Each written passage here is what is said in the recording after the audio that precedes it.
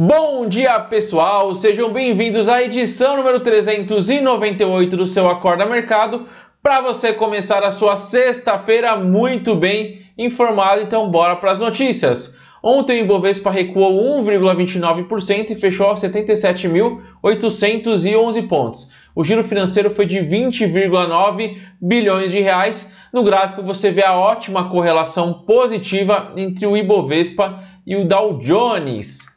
Em sessão volátil, o Ibovespa acompanhou o mercado internacional durante a maior parte do dia. No final do pregão, o índice se firmou no negativo com notícias políticas e pressionado pelos papéis da Petrobras e bancos que têm um peso bastante relevante no índice. Para ter uma ideia de oscilação, o índice chegou a subir 1,70% na máxima, voltando aos 80 mil pontos. O viés para vendas foi definido após dados de pedido de seguro-desemprego nos Estados Unidos, que mais uma vez ultrapassaram os 5 milhões na semana. Mesmo em linha com o esperado, os dados mostram que a crise causada pela pandemia do Covid-19 está longe de acabar. Já são contabilizados mais de 22 milhões de trabalhadores perdendo seus empregos por causa da pandemia. A OPEP prevê que a demanda global do petróleo cairá em 6,8 milhões de barris por dia em 2020. A notícia, é claro, ajudou a derrubar as ações da Petrobras. Por aqui, o que já era esperado foi confirmada a demissão do ministro da Saúde, Luiz Henrique Mandetta. No lugar dele assumiu Nelson Teich. Falando de saúde, embora na Alemanha tenha sido registrado um novo recorde de mortes, ontem o relaxamento da quarentena já tem data para começar no país. Mantidas as recomendações de isolamento social e uso de máscara, lojas alemãs de até 800 metros quadrados, por exemplo, voltarão a funcionar normalmente na próxima segunda-feira, o mundo tentando voltar ao normal. No Brasil, o número de mortes pelo coronavírus já chegou a 1.924, o número de infectados passou de 30 mil. Porém, temos boas notícias em economia e saúde nos dois casos. Primeiro, falando de economia, a China registrou queda de 6,8% do PIB no primeiro trimestre. Meu Deus, um PIB tão negativo para a China, por que é positiva? Porque era esperado uma queda acima de 8%. E olha só, os dados de produção industrial caíram 1,1%, porém o mercado esperava uma queda de 7,5%. Ou seja, traz esperanças pós-Covid 2019 de uma retomada forte da economia. Já na parte de saúde, os futuros de Nova York estão subindo forte com relatos de possível remédio para o novo coronavírus desenvolvido pelo Gilead Sciences. Olha só, até vou colocar aqui o gráfico que subiu mais de 16% no aftermarket, subiu 2,54% durante o dia, mas disparou aí quando o mercado já estava fechado. Olha só que bacana. Quem sabe, né?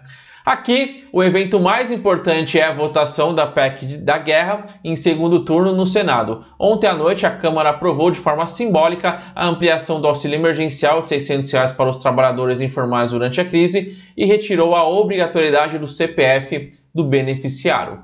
O projeto volta ao Senado antes de seguir para a sanção presidencial. Indo para o Ibovespa, das 73 ações do índice, apenas 31 fecharam no positivo. As ações da Petrobras recuaram 4,03% após a previsão do OPEP de queda forte na demanda pela commodity.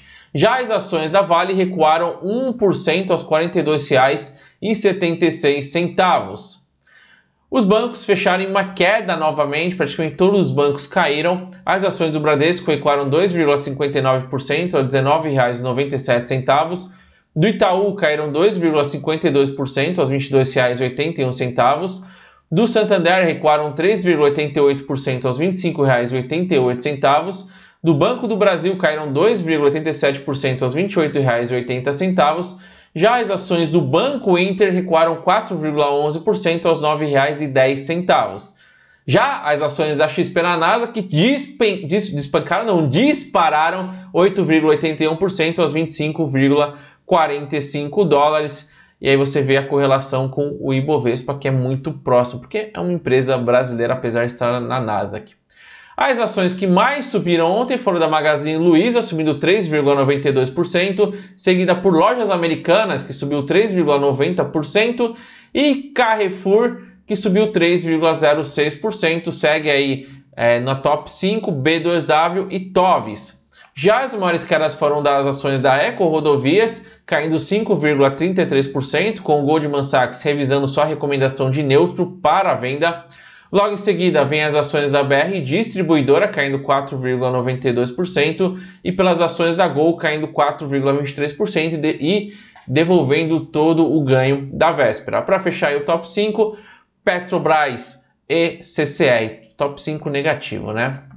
Na B3, as ações que mais subiram foram da Saraiva, isso mesmo, da livraria Saraiva, que disparou 32,94%, lembrando que está em recuperação judicial, enquanto a maior queda foram novamente das ações da São Paulo Turismo, caindo 19,96%.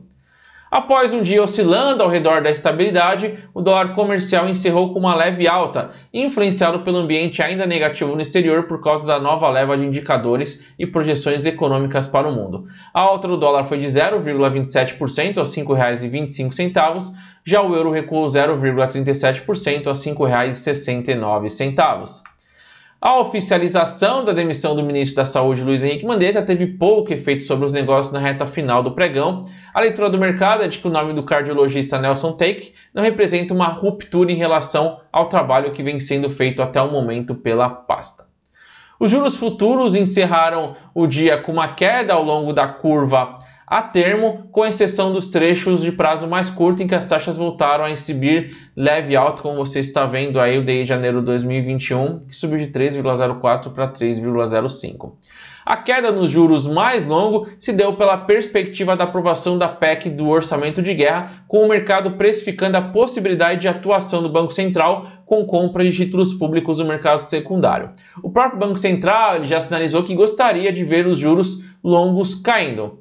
E só a possibilidade do Banco Central ter no mandato o poder de comprar títulos fez com que os mercados se acalmassem, criando um ambiente favorável a novos cortes na Selic. Com isso, o DI de janeiro de 2025 recuou de 6,30% para 6,13% no trecho aí já mais longo. Indo para o Tesouro Direto, o Tesouro IPCA mais 2026, que é o NTN-B principal, então lembrando que esse é o título que não paga cupom, recuou de IPCA mais 3,15% para IPCA mais 3,07%. Já o Tesouro pré-fixado, LTN, para 2023, recuou de 4,82% para 4,68%. Na agenda hoje teremos apenas a prévia do IPC-FIP às 5 horas e a prévia do IGPM às 8 horas. Agora para você que tem assistido lives, tem bastante live interessante hoje. Ó. O Paulo Guedes ele vai participar de uma videoconferência do BTG Pactual às 17 horas e do Itaú às 19h30. Às 17 horas também terá uma live no canal da BS2, do Banco BS2, com Gustavo Lendmuth e Aquiles Mosca, que falarão sobre o mercado financeiro e finanças comportamentais. Outra live que acontecerá às 11 horas é com o presidente do STF, Dias Toffoli, falando dos impactos do coronavírus na justiça em transmissão do Safra. Bem movimentado o mercado de lives, né?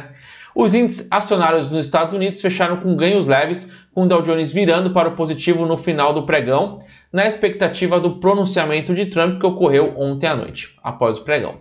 Os dados econômicos divulgados por lá foram ruins novamente. O número de americanos que solicitaram seguro-desemprego foi de 5,245 milhões. Além disso, o índice de atividade manufatureira do Fed da Filadélfia caiu de menos 12,7 em março para menos 56,6 em abril, ficando abaixo de níveis atingidos durante a crise de 2008.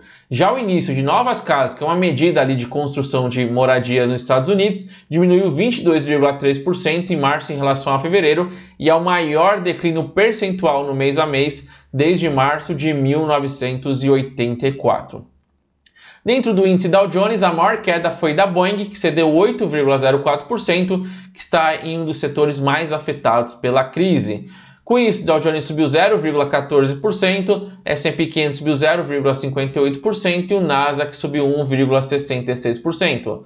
Já os índices futuros estão em alta, Dow Jones futuro subindo 2,89%, S&P 500 futuro subindo 2,68% e o Nasdaq futuro subindo 1,84%, indicando uma abertura em alta nos pregões internacionais. As ações de tecnologia, conhecidas como FANG, fecharam em alta. Netflix subiu 2,91%, Google subiu 0,01%, é praticamente de lado, a Amazon subiu 4,36% e a Apple subiu 0,79%. A exceção foi o Facebook caindo 0,41%. E aí vocês podem ver o gráfico de Netflix de 3 meses, principalmente aí no último mês, o quanto ele disparou com a quarentena. Todo mundo está ligadinho ali no Netflix e isso reflete ali na alta das ações. Indo para as Treasuries, a T-Bill para 3 meses recuou de 0,11% para 0,10%, a T-Note para 2 anos se manteve em 0,21% e a T-Bond para 30 anos recuou de 1,28% para 1,23%. Na agenda norte-americana, teremos apenas 11 horas o Conference Board divulgando o índice de indicadores antecedentes de março.